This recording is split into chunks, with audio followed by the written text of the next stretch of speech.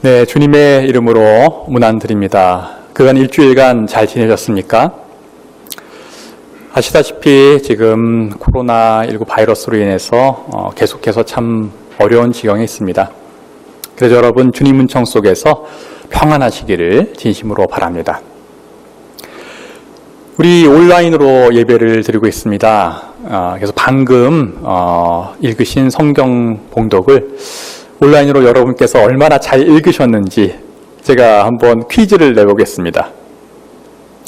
방금 여러분들이 읽으신 출애굽기 17장과 그 다음에 요한복음서 4장 이 두 구절에 나오는 화두가 되는 그러한 물질이 있는데 그것이 무엇입니까?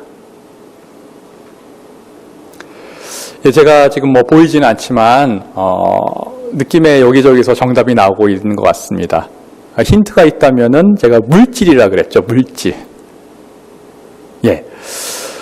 방금 읽으신 그 출애굽기 17장과 요한복음서 4장에 나오는 화두가 되는 물질은 바로 물입니다. 물.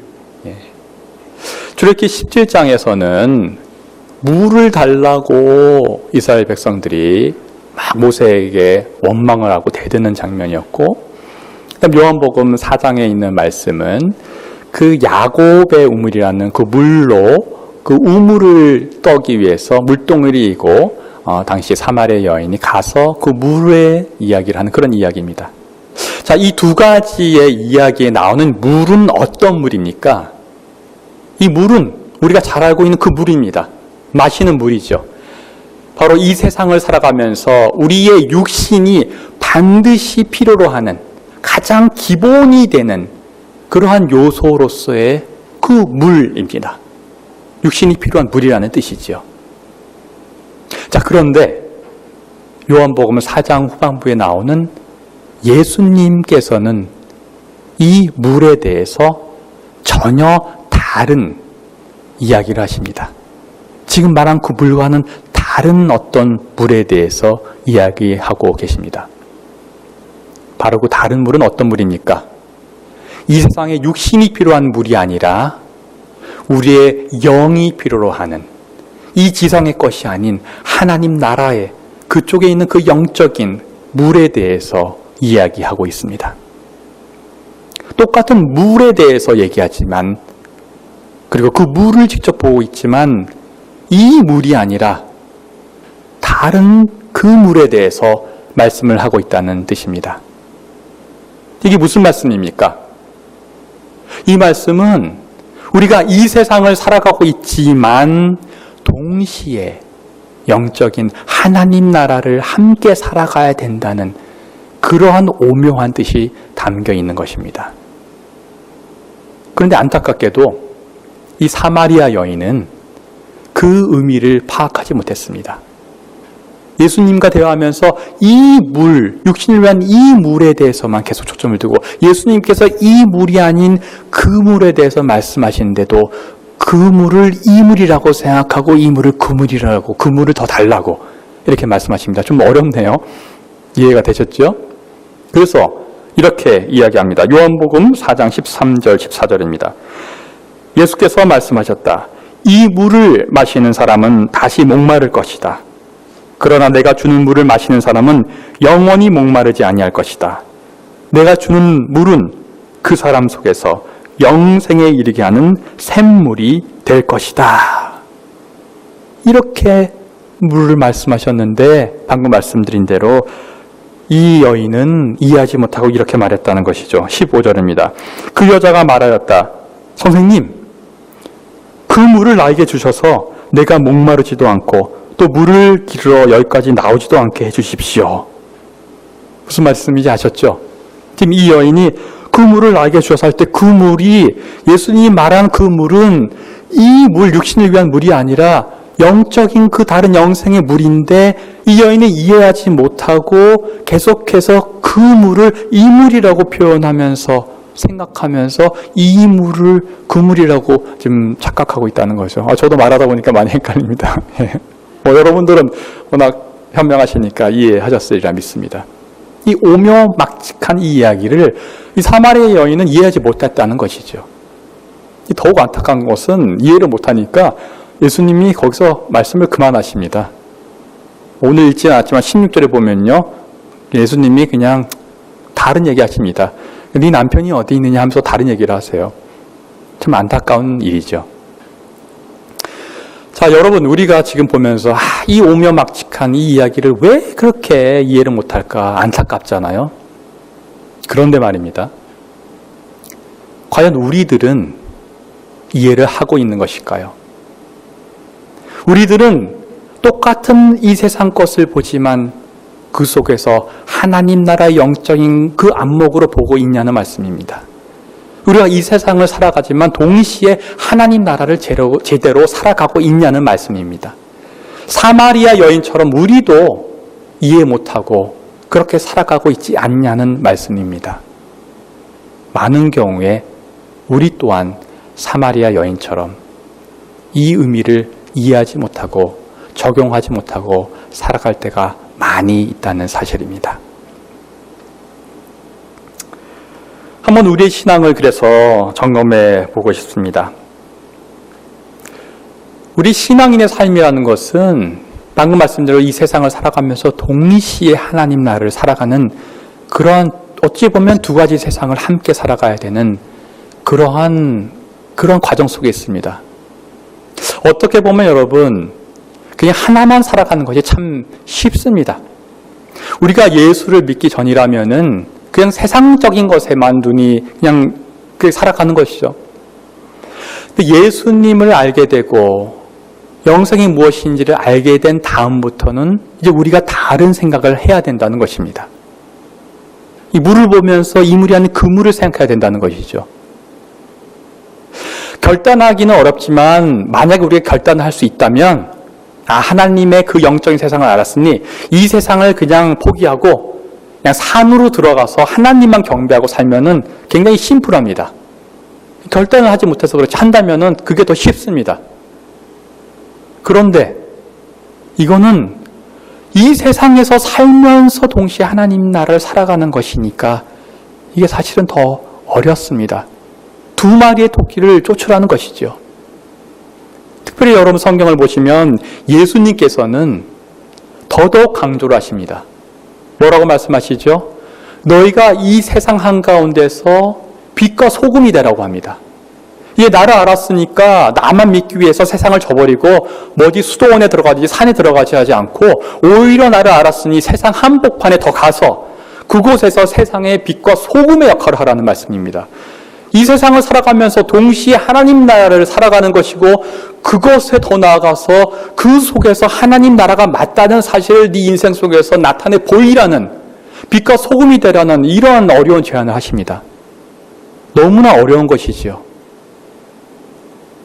그런데 중요한 것은 이것이 신앙인의 기본이라는 사실입니다. 예수님도 그렇게 말했고 그 뒤에 제자들 또한 그러한 삶을 살았습니다. 제일 잘 아는 예수님의 수제자인 그래서 베드로가 이렇게 이야기합니다. 여러분은 이방 사람 가운데서 행실을 바르게 하십시오. 그렇게 해야 그들은 여러분더러 악을 행하는 자라고 욕하다가도 여러분의 바른 행위를 보고 하나님께서 찾아오시는 날에 하나님께 영광을 돌릴 것입니다. 베드로전서 2장 12절의 말씀입니다. 우리의 행실을 보고 믿는 사람의 행실을 보고 믿는 것에 대해 욕하다가도 그 참된 행위를 보고 이거 진짜 제대로인걸? 그 하나님께 영광을 돌린다는 말씀입니다. 참 이렇게 산다면은 이렇게 우리 신앙인들이 살아낸다면은 우리 지금 현대의 교계에 여러 가지 사회적인 질타가 없겠지요. 그런데 안타까운 것은 사회적인 질타가 너무 많다는 사실을 우리가 너무 잘 알고 있다는 사실입니다. 우리가 그렇게 살아가지 못한다는 것이죠. 우리가 하나님 나라를 이 세상과 동시에 제대로 살아가지 못한다는 것이죠.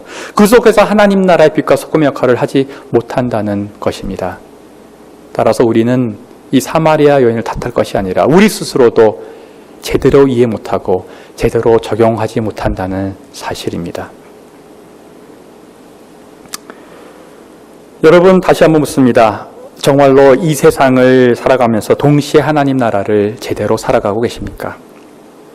그리고 그 속에서 하나님 나라를 오히려 빛과 소금으로서 드러내고 계십니까? 말하면서 저도 많이 찔립니다. 자, 조금 더 들어가 보겠습니다. 이것이 어려운 이유는 하나님 나라의 영적인 그러한 가치와 우리가 살아가는 이 세상의 가치가 근본적으로, 성질적으로 매우 상충한다는 사실이 있습니다. 자, 그 상충의 내용은 이렇습니다. 세상적인 것은 이러한 특성을 갖고 있습니다. 세상적인 것을 많이 가지면 가질수록 세상적인 것은 더 가지고 싶은 욕심이 생기는 특성이 있습니다. 아까 물이라는 것을 이 세상적인 것으로 한번 비유를 생각한다면은 그렇습니다. 아까 읽으신 그 요한복음 4장의 이 사마리아 여인이 어땠습니까? 예수님이 영생의 다른 물을 얘기했는데 자기는 육신을 위한 그 세상적인 물로 생각을 하고 그것을 주십시오. 그럼 내가 이 우물을 다시 오지 않고 얼마나 편해지겠습니까? 계속 더 달라는 것이죠. 이렇게 세상적인 것은 더 많이 가지면 가질수록 더 편하고 싶고 더 갖고 싶은 특성을 갖고 있습니다. 두 번째 세상적인 것의 특징은 무엇인가 하면은 반대로 갖지 못하고 너무 없게 되면은 그 없는 것에 대해서 불평하고 원망하게 되는 특성이 있습니다. 아까 물이라는 것을 세상적인 것에서 비유해 본다면 이렇습니다. 출애굽기 17장에서 물이 떨어지자 이스라엘 민족이 어떻겠습니까? 왜 이렇게 고생을 시키고 물도 못 얻게 하느냐? 왜 우리를 출애굽시켰느냐? 원망하지 않습니까? 하나님의 그 은혜, 출애굽의 은혜를 잊어먹고요.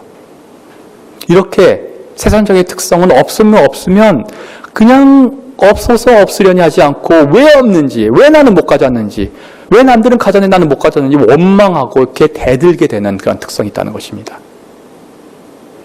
영적인 어떤 특성과는 굉장히 상충됩니다. 예를 들어 사랑은 어떻습니까? 사랑이라는 그 가치는, 그 하나님 나라의 가치는 우리가 가지면 가질수록 더 갖고 싶나요?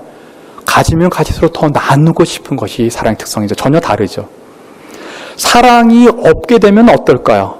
사랑이 없다고 불평하고 하는 것이 아니라 사랑이 없으니 더 안타깝고 그 사랑을 더 세우고 더 나눠주고 싶어서 더 사랑하게 된 게 사랑의 특성입니다. 전혀 다르죠. 이렇게 세상적인 것과 하나님 나라의 것, 세속적인 가치와 영적인 가치는 근본적으로 서로 상충되기에 우리가 하나님 나라를 이 세상 속에서 동시에 살아나가는 것은 근본적으로 어렵다는 것입니다. 좀 더 들어가 보겠습니다. 물로 비유를 했는데 한번 적나라하게 세상에서 아주 뛰어난 가치, 그 어떤 것을 예를 들겠습니다. 재물이죠. 더 적나라하게 말하면 돈입니다. 이 돈이라는 가치, 세상적인 가치는 아까 말씀드린 세상적인 가치의 두 가지 특성 그대로 갖고 있습니다. 돈을 가지면 가질수록 만족하는 것이 아니라 더 갖고 싶은 욕심이 나는 것이 특성이죠. 반대로 돈이 없게 되면은 없으니 원망하고 불평하고 남과 비교하면서 하나님을 믿는 사람조차도 하나님을 원망하고 대들게 되는 것이죠. 신앙인들도 이 세상적인 이런 가치에 대해서 자유롭지 못합니다. 저도 돈이 너무 풍족해 본 경험은 없지만 돈을 갖게 되면 더 갖고 싶게 되더라고요. 유학 때 좀 돈이 굉장히 어려울 때가 있어서 진짜 $1 햄버거에 좀 연연했던 그런 시절들이 있었는데 그때 좀 없어 보니까요. 이게 없어도 만족하지 않고 이 불평이 나고 왜 하나님 하면서 저도 하나님께 데리고 원망이 들더라고요. 이 세상적인 것은 그러한 특성이 있습니다. 여러분들은 어떠십니까? 신앙인으로서 세상적인 가장 근본이 되는 돈에 자유로우십니까? 만약 세상 신앙인들이 그런 것에 자유롭다면 지금 사회적인 기독교의 지탄은 없었을 것입니다. 자유롭지 못한 것이지요. 안타깝게도 솔직히 말해서 교회에서 많은 돈의 문제, 사회적인 이슈가 되었습니다.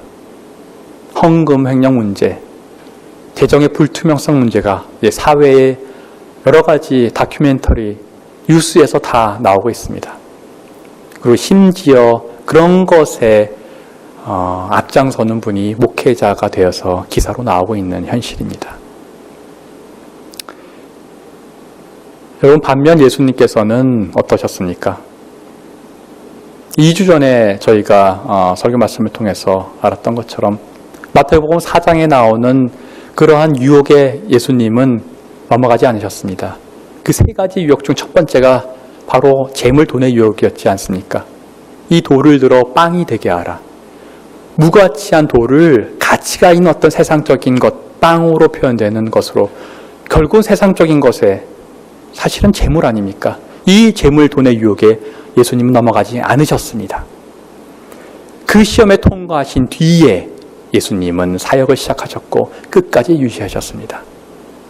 그러나 안타깝게도 현재 한국 교회는 통과한 교회가 많이 있지만 대표성이 되는 교회들이, 대표성이 있는 목사님들이 통과를 하지 못한 것이 현실입니다. 사실 돈만이 아닙니다. 그 뒤에 명예 그리고 권력에 대한 유혹도 통과하지 못했습니다. 목회자 세습이 하나의 명예욕이 아니겠습니까? 하나의 권력욕이 아니겠습니까? 또 은퇴를 번복하는 목회자의 모습이 명예욕이고 권력욕이 아니겠습니까? 이런 것이 통과가 안 되고 계속해서 목회를 하고 계속해서 교회에 우리가 신앙생활을 한다면 이것은 사회의 지탄을 피할 길이 없습니다. 제가 대학교에 있으니까 생각을 해보면 이렇습니다. 대학교에 들어오기 위해서 수능 시험을 치는데요. 그 시험에 점수가 되지 않아서 통과를 못하면 낙방한 것이죠. 그 대학에 들어오기 위해서는 재수를 하든 다시 준비를 해야 되겠죠. 근데 만약에 시험에 통과하지 못한 학생이 아니죠. 그 사람이 그냥 어떻게 해서 그 대학에 어떠한 큰 학생회의 장이 되어서 그걸 이끌어 나간다고 생각해 보십시오. 그 친구가 학생입니까? 사실 학생이 아니지 않습니까?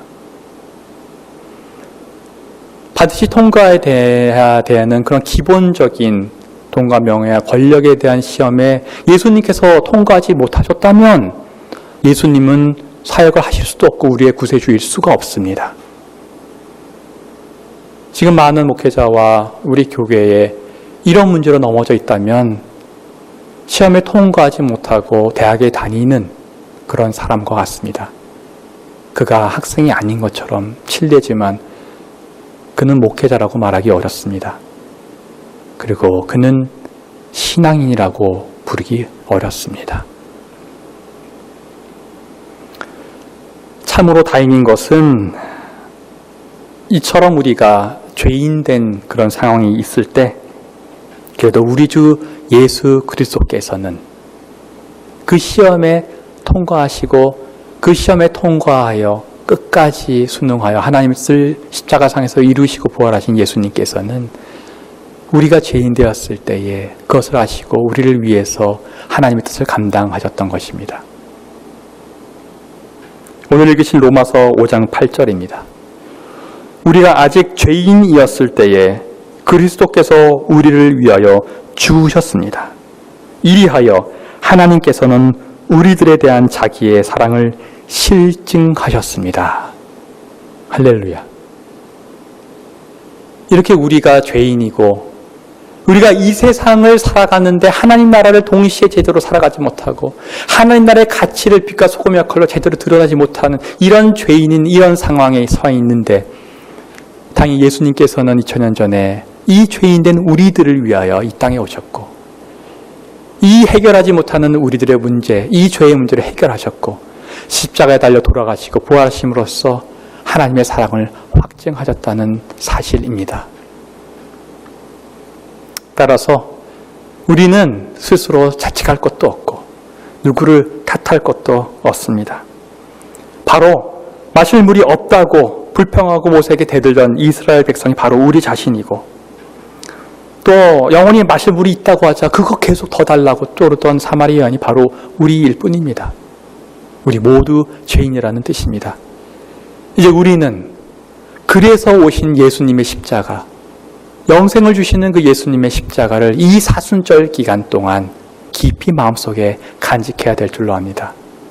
우리는 그렇지만 예수께서는 바로 우리를 위해서 돌아가셨고, 이 땅에 인간의 육신을 입고 왔지만 이 세상에 속하지 않고 하나님 나라에 속하여 이 세상을 살아가신 그 모범일 되신 주님, 이 세상적인 것을 바라볼 때 그것만으로 바라보는 것이 아니라 하나님의 안목으로 바라봤던 그 예수님, 이 육신이 필요한 물을 이 물로 생각하신 아니라 영적인 그 물로서 얘기해 주신 그분, 그 예수 그리스도를 이 사순절 기간 동안 우리가 마음으로 받아들이고 그분의 삶처럼 살기 위해 노력해야 될 줄로 압니다. 그리할 때 우리는 자책할 필요도, 누구를 탓할 필요도 없고 오직 이 예수 그리스도를 우리의 영생의 주로 모시고 힘차게 살아갈 수 있을 것입니다. 그렇게 살아가시는 우리 모두 되시기를 주님의 이름으로 축원합니다. 다 함께 묵상기도 드리시겠습니다.